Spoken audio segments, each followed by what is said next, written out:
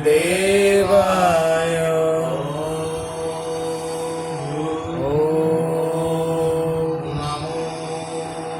नमो भगवते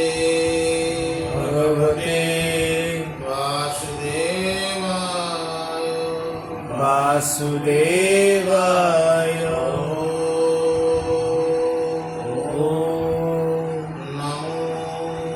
नमो भगवते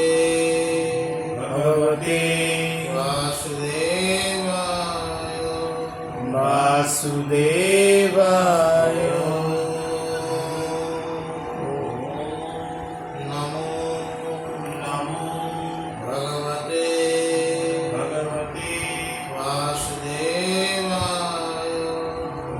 वासुदेवाय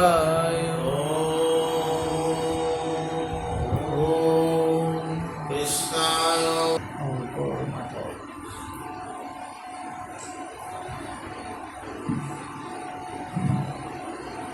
राम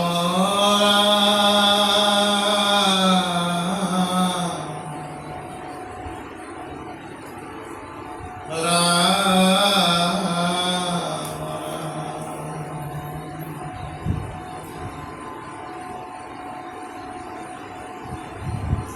एहि मत भाव मिलिल पशुर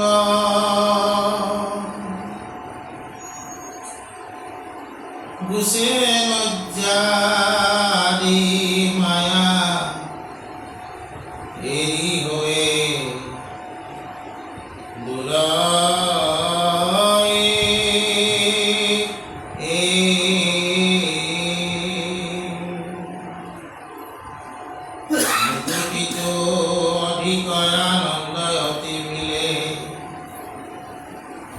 जगत पवित्र हुए ताहांक देखिले हेनय भक्ति कतेजी जितु नराधम मुखर निमित्ते आन मते करे श्रम नपावे मुक्ति चित्त उद्धम हे तार दृष्टान्त कहिते प्रभु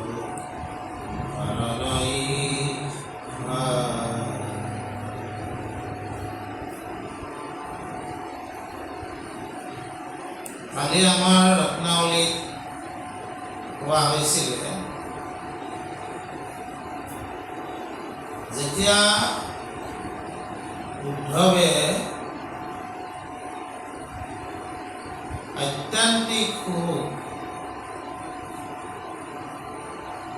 ভগৱন্ত কৃষ্ণৰ সৎ উপদেশ শুনি উপলব্ধি কৰিবলৈ সামৰ্থ্য হৈছিলে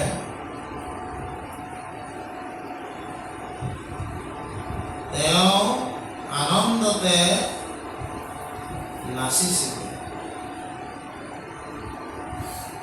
পৃথিৱীত কি সুখ আছে আৰু সেই কথাটোতে কৈছে মূৰ যশ গায়া যিটো কৰে গীত নৃত্য নাহি তাৰ চিন্তা সেইটো হইল পৃথক তেওঁৰ আৰ কোনো লজ্জা মায়া ভয় সংশয় ইত্যাদি একো নাথাকে কাৰণে তেওঁ আনন্দ নাচিব ভক্তিৰ আনন্দ বুজি পাইছা না আৰু এই ভক্তিৰ আনন্দ কি বুলি কৈছে এই মুকুতিতকৈও ঊৰ্ধ্বতম বুলি কৈছে মুক্তি আৰু সেইকাৰণে মুক্তিতকৈও ইয়াক অধিক বুলি আশ্ৰয় বিবেচিত কৰিছে মহাপুৰুষ মাধৱদেৱ গুৰুজনাই সেয়েহে তেওঁৰ বিখ্যাত গ্ৰন্থ নামঘোষা এই মুক্তিত নিস্পৃহ ভকতক নমস্কাৰ কৰি আৰম্ভ কৰিছে যে আনন্দ নিজানন্দ পৰমানন্দ সুখত সেইসকল ভকতে মজি থাকিব পাৰে যিসকলে ভগৱন্তৰ গীত যশ গাই আনন্দ নাচিব পাৰে ভক্তিৰ আনন্দ গতিকে আৰু তেনেকুৱা মুক্তিত নিস্পৃহ ভকতে নিজেওতো পবিত্ৰ হয়ে জগতকো তেওঁলোকে কি কৰে পবিত্ৰ কৰে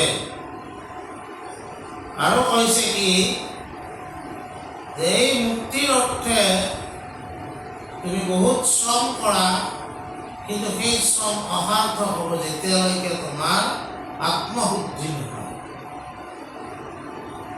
আত্মশুদ্ধি চিত্তশুদ্ধিহে তোমাক এই পৰমানন্দ ভগৱন্তৰ স্বৰূপ ওচৰলৈ লৈ যাব গতিকে এই আত্মশুদ্ধি বা চিত্তশুদ্ধি কৰাৰ কাৰণে একমাত্ৰ উপায় হৈছে ভগৱন্তৰ শৰণাগত হয় তেওঁক ভক্তি কৰা বুজি পাইছা আৰু ইয়াতে কৈছে কেনেকৈ কথা হে ৰাম যেন খাৰ আমলে পখালে সুবৰ্ণক নপাৰে গুচাইবে অভ্যন্তৰ মলক সপন্তে বনি হইলা অন্তৰ্গত দেৱে নিজ বৰ্ণ ধৰে গুচে মল যত এই মতে জগ যুগ আদি নিৰন্তৰে কৰ্ম মল বাসনাক পবিত্ৰ নকৰে শ্ৰৱণ কীৰ্তনে মুখ ভজে যিটো জন গুচে কৰ্ম মল তাৰ বিগ্ৰহ ইয়াত উদাহৰণ দিছে সোণাৰ কথা কৈছে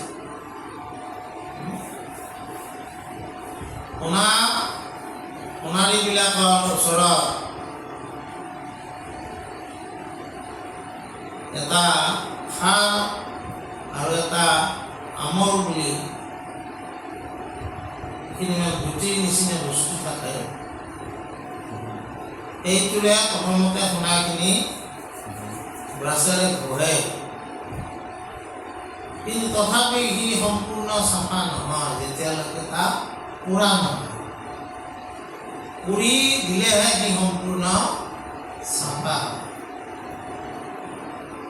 তাৰমানে মলিবিলাক সম্পূৰ্ণ নোহোৱা হয় তাৰ যিটো উজ্জ্বলতা তাৰপিছতহে ওলাই পৰে ঠিক তেনেকৈ যাগ যোগ যজ্ঞ ইত্যাদিও কৰাসকলে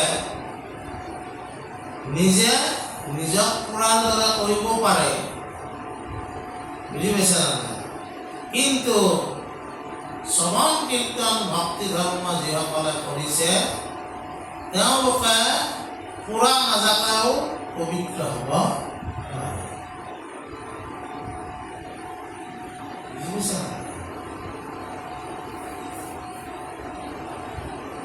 অৰ্থাৎ ভক্তি যেতিয়া আৰম্ভ কৰিব তেওঁ মানে আমি আচলতে পুৰা কেনেকৈ যাই আছোঁ আমাৰ যিবিলাক ইন্দ্ৰিয় ভোগৰ লিপ্সা এই লিপ্সাবিলাকে আমাক আচলতে পুৰি আছে। কিন্তু ভকতিৰ আনন্দ যিসকলে লভিবলৈ সমৰ্থ হয় তেওঁলোকে যেতিয়া সেই আনন্দ আচলতে কি হয়, আমি কিহৰ কাৰণে ইমান লিপ্সা কৰোঁ? আমাৰ উদ্দেশ্য হ'ল সেইটো ভোজন কৰিলে বৰ পৰিতৃপ্তি পাম, এই ইন্দ্ৰিয় সুখ ভোগ কৰিব পাৰিলে মনত আনন্দ উৎপত্তি হ'ব। চব কথা আনন্দৰ লগত জড়িত। কিন্তু সেই আনন্দবিলাক হ'ল ক্ষণভংগুৰ আনন্দ। ভোগ কৰা সময়খিনিত আনন্দ, ভোগ কৰাৰ পিছত সেই আনন্দ নোহোৱা হয়, বুজা না? কিন্তু ভগৱানৰ লগত যুক্ত হয়, ভগৱানক যেতিয়া ভক্তি কৰে তেওঁ পূৰ্ণানন্দ মানে সোৱাদ পায়, পূৰ্ণ আনন্দ। এইবিলাক পূৰ্ণ আনন্দ নহয়, ক্ষণভংগুৰ আনন্দ। ইন্দ্ৰিয় ভোগৰ লিপ্সা বা ইন্দ্ৰিয় ভোগবিলাকক ক্ষণভংগুৰ আনন্দ বুলি কৈছে। সি তোমাক তাৰমানে পূৰ্ণ আনন্দ ভোগ কৰাব নোৱাৰে। কিন্তু ভক্তি যেতিয়া ঈশ্বৰৰ লগত যুক্ত হ'ব তেওঁ পূৰ্ণ আনন্দ ভোগ কৰাৰ পিছত এই ক্ষণভংগুৰ আনন্দৰ কাৰণে তেওঁ কি লিপ্সা থাকিব? আৰু আমাৰ ৰত্নাৱলীয়ে কৈছে যে সেই যাগ যজ্ঞ তপ বধ হোম ইত্যাদি এই সমস্ত যিবিলাক মানে ব্যৱস্থা আছে এই ব্যৱস্থাবিলাক কৰিবলৈ যাওঁতে মানে তেওঁ নিজে অগ্নিত যাব লাগে। কাৰণ কিন্তু ভক্তিৰ যিটো ব্যৱস্থা এই ব্যৱস্থা কি হয়, আনন্দটো উপলব্ধি কৰাৰ কাৰণে এই ক্ষণভংগুৰ আনন্দৰ প্ৰতি তেওঁৰ লিপ্সা নোহোৱা হৈ যায়। গতিকে কলিৰ যিমান মল এইবিলাকো একেলগে নোহোৱা হৈ যায়, বুজা নাই? সেই কথাটোকে কৈছে যে শ্ৰৱণ কীৰ্তন কৰি যিজনে মোক ভজে তেওঁৰ কৰ্মৰ যিবিলাক মলিনতা এই মলিনতাবিলাক আপোনা আপুনি নোহোৱা হয়। তাৰপিছত কি হয়, হে ৰাম মোৰ ভক্তি বলে দহি লিংগ শৰীৰক পাৱে অনায়সে মোৰ নিজা স্বৰূপক ভক্তিৰ মহিমা দেখিও অদ্ভুত ভৈল কৃত কৃত সিটো জীৱন্তে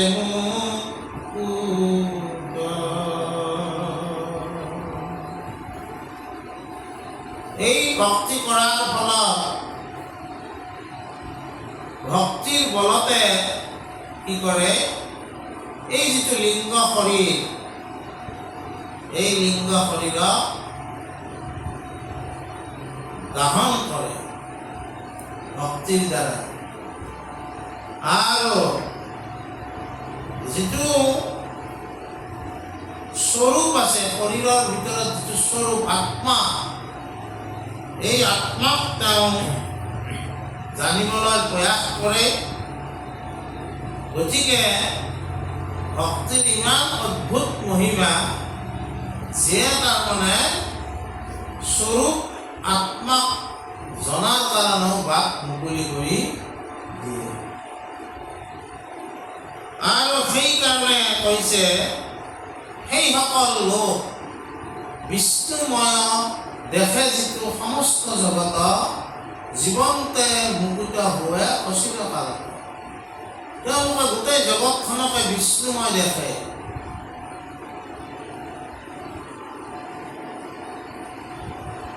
তেওঁ গোটেই জগতখনকে ব্যাপক ৰূপত বিষ্ণুময় দেখে। আৰু সেইকাৰণে তেওঁ তেওঁলোক জীৱনতে মুকুট হ'ব পাৰে।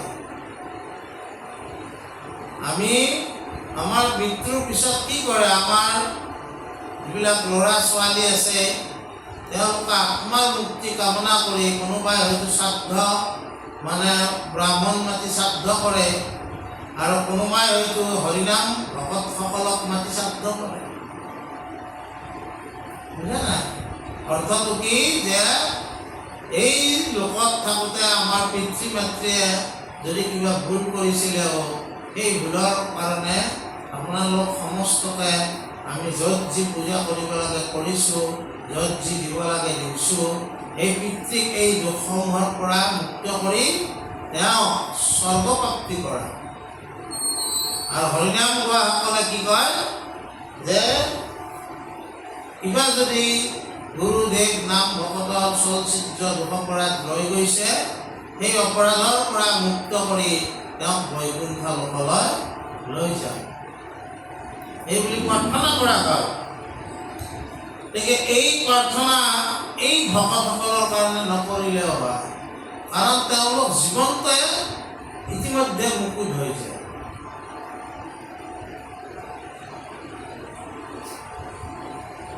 আমাৰ ভকতসকলৰ ভিতৰত শ্ৰীৰামাতা জীৱন মুকুট আছিল, হৰিহৰ আতা জীৱন মুকুট আছিল। শ্ৰীৰামাতা বৰপেটা সত্ৰ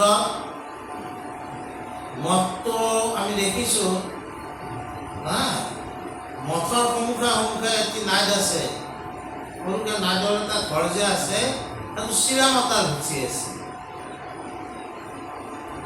শ্ৰীৰামাতা সদায় মাধৱদেৱ গুৰুজনৰ চৰণৰ ফালে থাকে। বুজা নাই? আৰু আমাৰ যে চাউলৰ জোখোতে যে কথা ব্যৱহাৰ কৰে, আজিকালিহে টেমা ব্যৱহাৰ কৰে, আগতে টেমা ব্যৱহাৰ নকৰিছিল। এই চালিমাত টেমাটো ওলোৱাৰ পৰাহে টেমা কৰে, আগতে কথা ব্যৱহাৰ কৰিছিল। আমাৰ কাঠৰ এই যে কথা বুলি কয়, এইটো কেতিয়াবা কথা মানে কেনেকৈ কথা ব্যৱহাৰ কৰে। শ্ৰীৰামাতা তাৰমানে মানে কি একো মানে তেওঁ নিচিন্তিছিল, থ'ব লাগে দিব লাগে একো নাই। তেওঁ ভিক্ষা কৰে, যিমান পায় সিমানে ৰান্ধে আৰু চব খায়, আৰু ভিক্ষা দিলে যাব ৰাতি থৈ দিব লাগে বুলি এইবিলাক নাই। বুজা নাই? কেতিয়াবা কেতিয়াবা বহুত পায়, গোটাই খায়। অধিক ভোজন কৰোঁতে কৰোঁতে শ্ৰীৰামাতাৰ দেহাৰ ভাৰসাম্যটো নষ্ট হৈছে,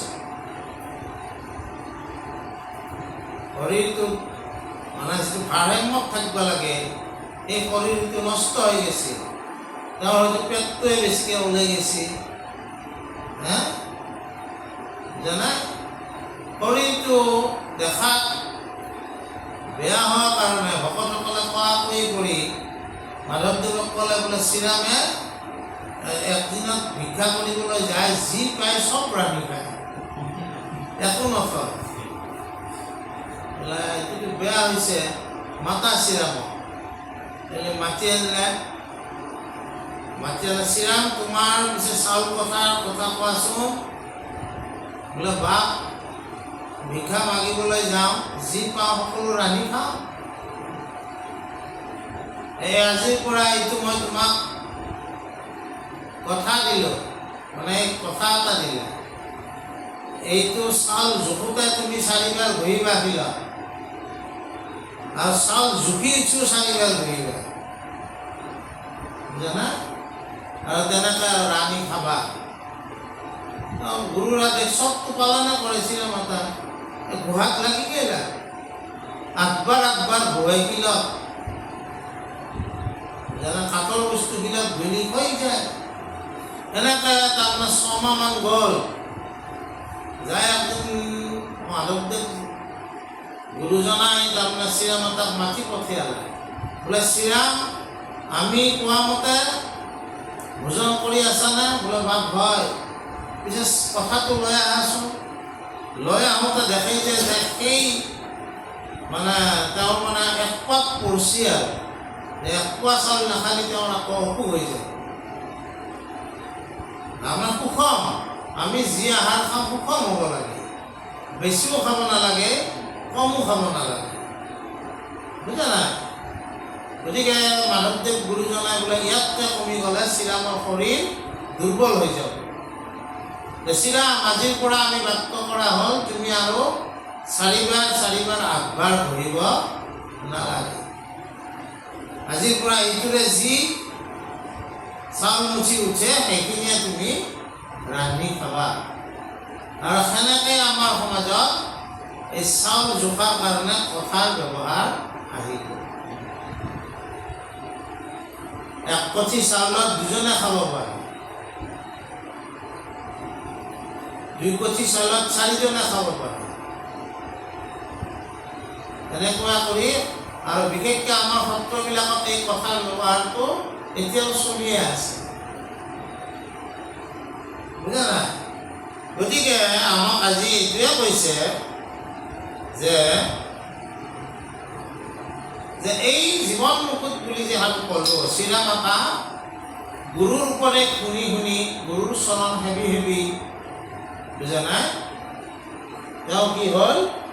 জীৱন মুকুট হ'ল। আৰু ঠিক তেনেকৈ ভকতি কৰা লোকসকলে তেওঁলোকে সকলো জগতখনকে বিষ্ণুময় জ্ঞান কৰোঁতে কৰোঁতে কি হয়?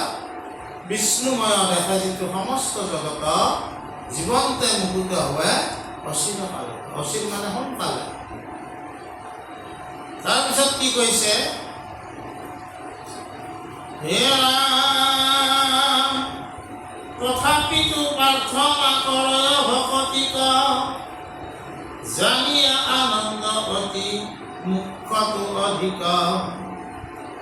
লোক সাক্ষাতে উদাহৰণ সম্প্ৰতি, মহেশ্বৰ আগে মাৰ্কণ্ডেয় নিগদতি। পৰিপূৰ্ণ কাম তুমি প্ৰভু মহেশ্বৰ, কৰা পূৰণ মন ভকত জনৰ। মাগোহত মাত এক বৰা পশুপতি, ঈশ্বৰ কৃষ্ণত হৌক একান্ত ভকতি। তজু চৰণত নিতে সেৱা নিবু সুখ, বৈষ্ণৱ জনৰ মূৰ সদাৰতি হৌক। এই ভকতিৰ উদাহৰণ ক'বলৈ যায় মাৰ্কণ্ডেয় ঋষিৰ কথা কৈছে। 18 পুৰাণৰ ভিতৰত মাৰ্কণ্ডেয় এখন পুৰাণ আছে, ভাগৱত যন্ত্ৰ পুৰাণ, মৎস্য পুৰাণ, গৰুড় পুৰাণ, বামন পুৰাণ, শিৱ পুৰাণ, বিষ্ণু পুৰাণ, এনেকৈ ব্ৰহ্ম কৰ্তব্য পুৰাণ, এখন মাৰ্কণ্ডেয় পুৰাণ আছে। মাৰ্কণ্ডেয় ঋষিক লয়। মাৰ্কণ্ডেয় ঋষি দেউতাক মাক, মৃকণ্ড ঋষি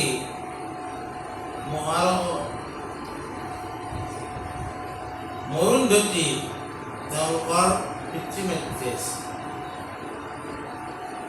তেওঁলোকে তাৰমানে বহুত তপ কৰিছে, বহুত চাৰিওফালে জুই লগাই মাজত বহি পেলাই তপ কৰিছে, দুইজনে স্বামী স্ত্ৰী। আকৌ প্ৰচণ্ড শীতত ইমান মানলৈকে বৰফৰ পানীত থাকি তপ কৰিছে। এই তপসমূহ সম্পন্ন কৰাৰ ফলত এদিন শিৱই তেওঁলোকক দেখা দিলে। শিৱই দেখা দিয়াৰ পিছত ঋষিয়ে পুত্ৰ এজন বৰক মাগিলে। মহাদেৱে মানে এটা চৰ্ত ৰাখিলে যে তোমাক 2টি চৰ্ত কওঁ, কোনটো চৰ্ত মানি ল'বা? এজন তোমাৰ পুত্ৰ জন্ম পাব, কিন্তু সি সুখ সুখীয়াতি তাৰ নাথাকিব, সুখীয়াতি থাকিব। বেয়া বেয়া কুকৰ্ম কৰিব, কুকৰ্মৰ কুখ্যাতি তেওঁ 100 বছৰ থাকিব। আৰু এজন খুব কুখ্যাতি কুকৰ্ম কৰিব, তেওঁ মাত্ৰ 16 বছৰ থাকিব। কোনটো পুত্ৰ লাগিব?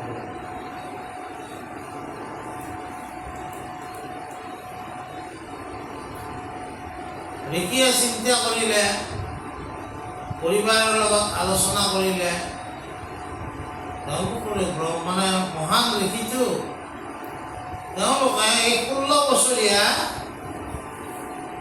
পুত্ৰকে কামনা কৰিলে। হ'ল, কিন্তু সদায় কান্দি থাকে ঋষি আৰু ঋষি পত্নী। কিন্তু কেইদিনমানৰ পিছত মৰিবই, ধৰিয়ে দিলে নহয় 16 বছৰ। স্বয়ং মহাকালে ধৰিছিল। মহাদেৱ মানে মহাকাল, বুজা নাই? এনেকে এনেকে এনেকে তাৰমানে আহে 16 বছৰ ঘৰত পৰি, বুজা নাই? এই মাৰ্কেণ্ডেয় ঋষিৰ পৰাই মহামৃত্যুঞ্জয় মন্ত্ৰটো হৈছিল। আমি যে মহামৃত্যুঞ্জয় মন্ত্ৰ বুলি কওঁ, আজিকালি আমাৰ নগাঁৱত এটা মৃত্যুঞ্জয় মন্দিৰ নাম আছে। এই মাৰ্কেণ্ডেয় ঋষিৰ জৰিয়তে এই মহামৃত্যুঞ্জয় মন্ত্ৰ, মৃত্যুক জয় কৰা মন্ত্ৰ বিশ্বই পাইছে। এই মানে ই সুখ্যাতি কুকৰ্ম, সৰুৰ পৰাই তেওঁ শিৱক আৰাধনা কৰে। খুব কম বয়সতে বেদ অধ্যয়ন এইবিলাক সম্পূৰ্ণ কৰিছিল, বুজা নাই? 16 বছৰৰ শেষৰ দিনটো আহি গ'ল।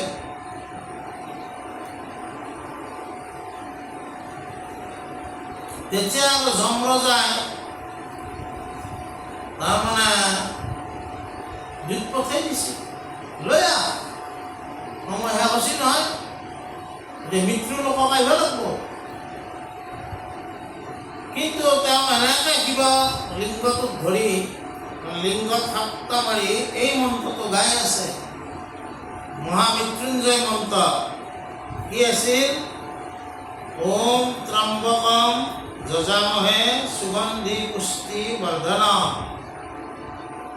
উৰ্বাৰু কমিব বন্ধনা মৃত্যু মুখ্য মা মৃতা। বুজি পাইছা না? এই মন্ত্ৰটো গাই গাই শিৱ লিংগটো সাপ্তা মাৰি ধৰি আছে। তাৰে ওচৰত তাৰমানে অগ্নিৰ জ্বালাৰ সৃষ্টি হৈছিল। ভক্তি কৰি আছেতো,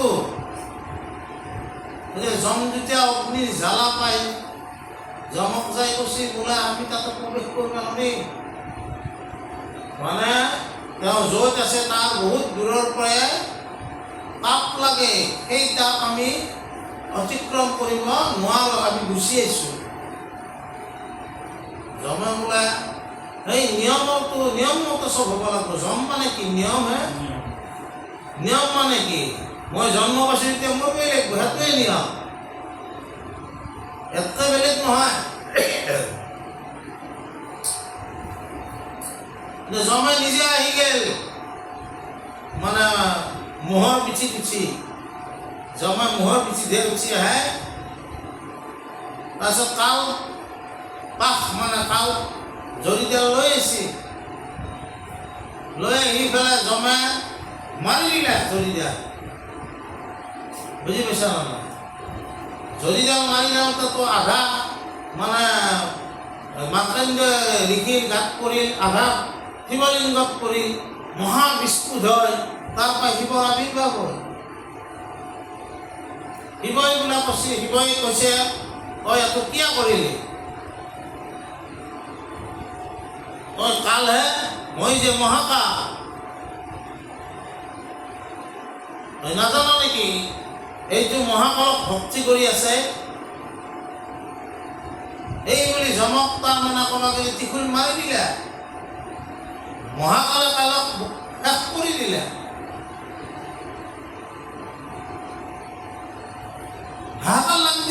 সৃষ্টি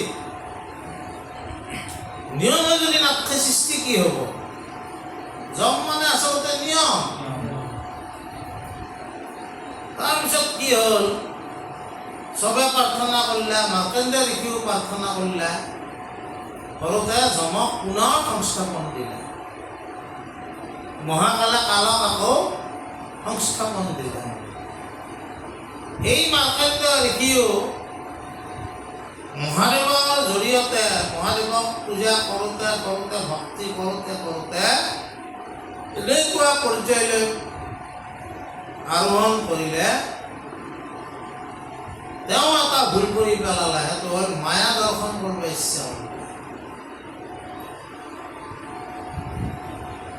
এইবিলাক অলপ ভাগৱতত বহুত বিস্তৃতভাৱে আছে আমি কেতিয়াবা আলোচনা কৰিম কিন্তু এই ঋষিও মহাদেৱৰ জৰিয়তে আমাক ৰত্নাৱলীত এইখিনি কথা কৈছে জৰিয়তে ভগৱন্ত কৃষ্ণক ভজনা কৰাৰ কাৰণে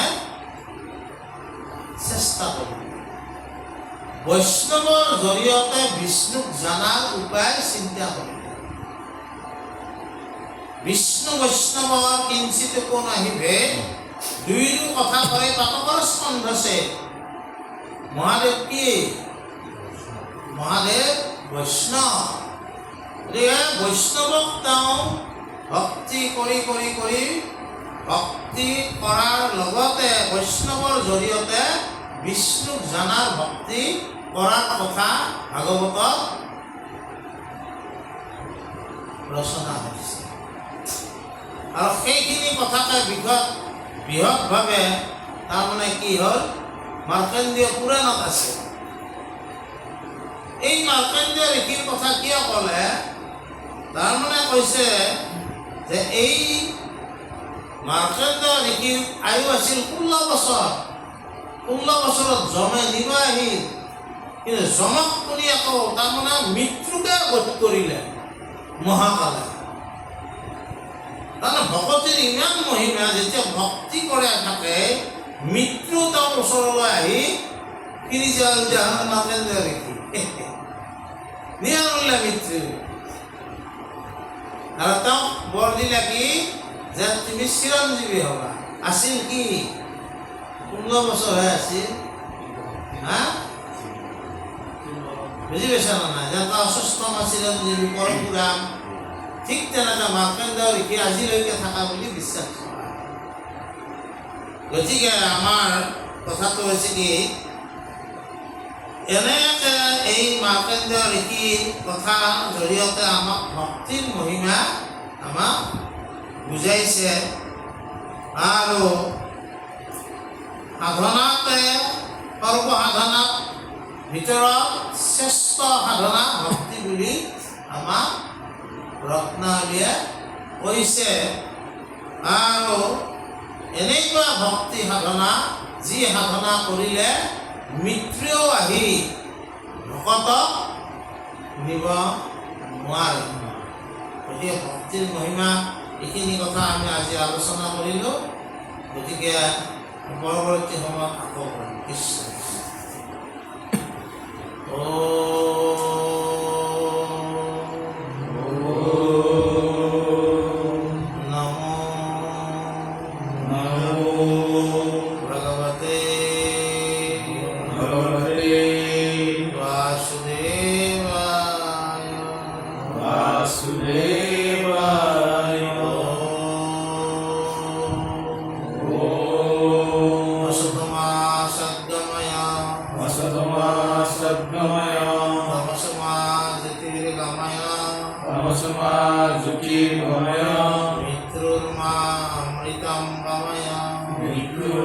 Amritam Gamaya